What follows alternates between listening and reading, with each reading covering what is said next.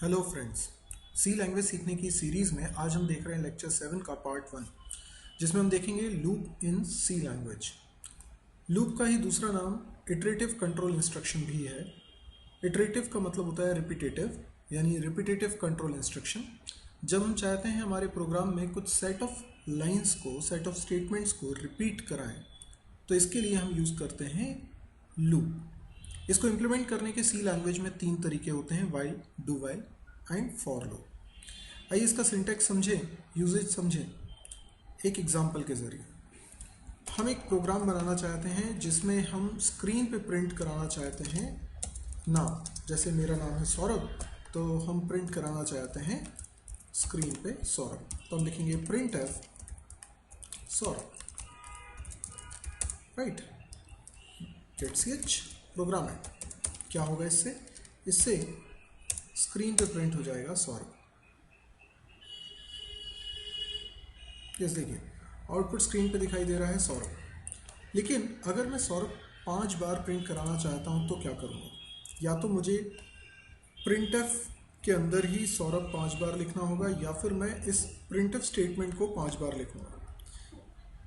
यानी मैं क्या चाहता हूँ, मेरा प्रोग्राम चले, पहली लाइन चले, उसके बाद दूसरी लाइन चले, पर तीसरी लाइन चलने की जगह पर ये दूसरी लाइन दोबारा चल जाए तो 2 बार सौरभ प्रिंट हो गया। एक और बार चल जाए तो 3 बार सौरभ प्रिंट हो जाए। एक और बार चल जाए तो 4 बार सौरभ प्रिंट हो गया। एक और बार चल जाए तो 5 बार सौरभ प्रिंट हो गया। और उसके बाद गेट सी एच चले, यानी मैं किसी पर्टिकुलर लाइन को या सेट ऑफ लाइंस को रिपीट करना चाहता हूँ। तो अगर मैं इस प्रिंटफ को रिपीट करना चाहता हूँ तो मैं यूज़ करूँगा वाइल।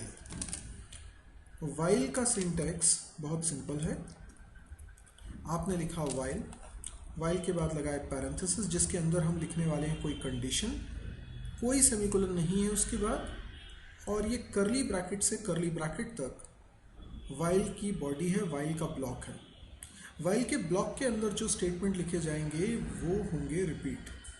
अब इसका सिंटैक्स ज़रा एग्जीक्यूट कैसे करता है वो समझिए।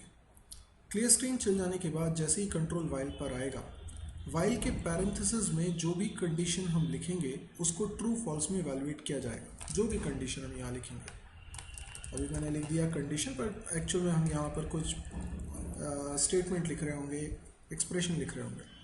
तो ये कंडीशन अगर ट्रू होगी तो वाइल की बॉडी में एंटर करेंगे और जो कुछ इसके अंदर लिखा है, जैसे प्रिंटफ लिखा है तो प्रिंटफ चल जाएगा। इफ़ जैसा ही सिंटैक्स लग रहा है, लेकिन अंतर ये है कि यदि इफ़ होता तो ये ब्लॉक चल जाने के बाद गेट सीच पे आ जाता, लेकिन वाइल है इसीलिए कंट्रोल वापस वाइल पे जाएगा। यानी इस ब्लॉक के अंदर का सारा कोड चलाने के बाद गेट सी एच पे जाने की बजाय वापस कंट्रोल चला जाएगा वाइल पे, तभी तो रिपीटेशन होगा। फिर से कंडीशन चेक होगी, अगर कंडीशन दोबारा भी ट्रू है तो फिर से अंदर आ जाएंगे और नाम प्रिंट करा देंगे।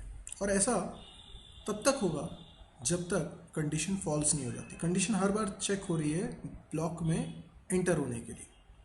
अब कंडीशन बड़े सोच समझ के बनानी होगी। जैसे मान लीजिए मैंने कंडीशन लिख दी कुछ ऐसी जो ट्रू हो, मैंने लिख दिया 1 <= 5।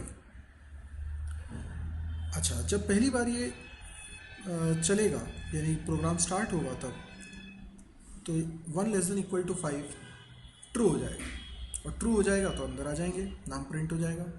अगली बार जब चेक होगा तो फिर से भी तो ट्रू ही रहेगा, क्योंकि कंडीशन में कोई चेंजेस हुए नहीं है। 1 <= 5 पहले भी था, अभी भी है, और चेंजेस होंगे भी क्यों? 1 एक कांस्टेंट है, 5 एक कांस्टेंट है, तो दोनों कांस्टेंट है, वो तो चेंज हो नहीं सकते, तो रिजल्ट भी उनका ट्रू ही आता रहेगा हर बार। और ऐसे में ये इनफाइनाइट लूप बन जाएगा, यानी ये इनफाइनाइट टाइम्स चलता ही रहेगा। और ये डेंजरस है, क्योंकि आप नहीं चाहेंगे कि आपका प्रोग्राम नेवर एंडिंग प्रोग्राम बन जाए। तो आपको यहाँ कुछ समझदारी दिखानी होगी, यानी कुछ बार तो ये ट्रू रहे पर फिर फॉल्स हो जाए। अभी जैसे मैं नाम को 5 बार प्रिंट कराना चाहता हूँ, तो मैं चाहूँगा कि ये 5 बार कंडीशन ट्रू रहे और 6वीं बार जब चेक हो तो फॉल्स हो जाए। तो इसके लिए मुझे कंडीशन को हर बार बदलना पड़ेगा। अब ये कैसे पॉसिबल होगा? ये तभी पॉसिबल है जब यहाँ कंडीशन में कांस्टेंट ना लिखकर वेरिएबल लिखो। कम से कम एक तो वेरिएबल देखिए, जैसे मैंने लिखा आई, तो आई अगर एक वेरिएबल है तो उसकी वैल्यू में चेंज करा सकता हूँ, जिससे कि हर बार जब कंडीशन चेक की जाएगी तो कंडीशन चेंज हो जाएगी। पर इसके लिए मुझे पहले आई वेरिएबल बनाना होगा, और इसमें शुरुआत में कुछ वैल्यू भी तो रखनी होगी, जैसे मैंने रख दी 1। ओके, अभी ये क्या है, 1 less than equal to 5, yes, क्योंकि आई की वैल्यू 1 है। सौरभ प्रिंट हो जाएगा, और उसके बाद फिर से जब दोबारा वाइल लूप पर आएंगे तो फिर से आई की वैल्यू तो 1 ही है, यानी ये पिछले प्रोग्राम जैसा ही रहा, 1 लेस देन इक्वल टू 5 ही रहेगा, तो ये भी ट्रू है। उन्हें ये चाहिए कि जब दोबारा कंडीशन चेक हो उससे पहले आई की वैल्यू चेंज हो जानी चाहिए, जैसे मैं आई प्लस प्लस लिख कर आई की वैल्यू चेंज कर रहा हूँ, और हुआ ये कि आई की वैल्यू यहाँ पर चेंज हो गई है। आई होप ये बात समझ में आई होगी आपको। तो आई क्या है, आई इस लूप को कंट्रोल करने वाला एक वेरिएबल है, तो अपन बोल सकते हैं आई एक काउंटर वेरिएबल है, जिसका मैं इनिशियलाइजेशन यहाँ कर रहा हूँ, यानी कहीं से तो मैं स्टार्टिंग कर रहा हूँ, ये इनिशियलाइजेशन हो गया, और ये कंडीशन है, ठीक है, कंडीशन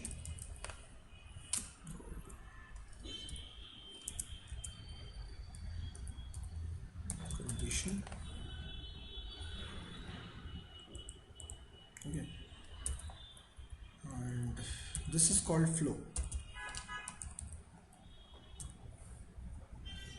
कहने का मतलब ये कि काउंटर वेरिएबल यानी एक ऐसा वेरिएबल जो लूप को कंट्रोल करने के लिए यूज में आएगा, उसका मुझे कहीं ना कहीं से स्टार्टिंग करनी होगी, दैट इज कॉल्ड इनिशियलाइजेशन।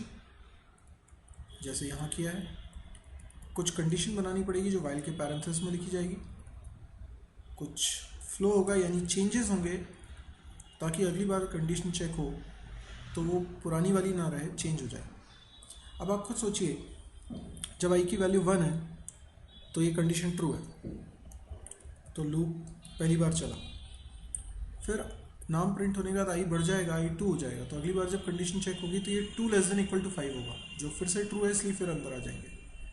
3 के केस में भी ट्रू, 4 के केस में भी ट्रू, 5 के केस में भी ट्रू, तो 5 बार सौरभ प्रिंट हो गया। 6th टाइम जब यहाँ आएंगे तो 6 लेस देन इक्वल टू 5 हो जाएगा फॉल्स, तब जाके आएंगे गेट सीएच पे। तो आउटपुट हम देखें स्क्रीन पे 5 बार सौरभ प्रिंट हो रहा है। अगर मैं हर बार लाइन चेंज कर दूँ बैकस्लैश एन लगा के, तो 5 बार मुझे सौरभ दिखाई दे रहा है। तो ये हमें समझ में आया कि किस तरीके से हम एक ही कोड को रिपीट कर सकते हैं। आपने यहाँ नोटिस किया कि वाइल के बाद सेमीकोलन नहीं लगा है, क्योंकि वही रीज़न जो इफ़ के साथ बताया गया था कि वाइल की बॉडी, वाइल का ब्लॉक तभी तक वाइल का ब्लॉक है जब वाइल के सामने सेमीकोलन नहीं लगा है, वरना स्टेटमेंट वहीं एंड हो जाएगा। तो हमने जो प्रोग्राम बनाया उसमें 3 चीज़ें हमने देखी। हम देख रहे हैं इनिशियलाइजेशन, हम देख रहे हैं कंडीशन जो कि हमने बनाई थी आई लेस देन इक्वल टू 5। ये कुछ और भी हो सकती है, अगर मुझे 10 बार नाम प्रिंट कराना है तो मुझे सिंपली यहाँ 10 लिख देना चाहिए। ये कोई ज़रूरी नहीं है कि मैं इनिशियलाइजेशन 1 से करूँ, ये भी हमको तय करना है, ये भी हमको तय करना है, ये भी हमको तय करना है। लूप की इतनी प्रैक्टिस करिए कि ये सब लिखने में ज़्यादा आपको दिमाग नहीं लगाना पड़े, इतनी प्रैक्टिस हो जानी चाहिए। ओके, तो आपको लूप का बेसिक समझ में आया होगा। यदि आपको ये वीडियो पसंद आया तो आप लाइक कर सकते हैं, इस वीडियो को शेयर कर सकते हैं अपने दोस्तों के साथ, और कुछ पूछना है तो कमेंट्स कर सकते हैं। इसके अलावा आप इस चैनल को सब्सक्राइब ज़रूर करिए, क्योंकि अभी बहुत सारे वीडियोस आने बाकी हैं, और ये वीडियोस की अपडेट आपको मिलती रहेगी यदि आप चैनल को सब्सक्राइब करते हैं तो। Thank you.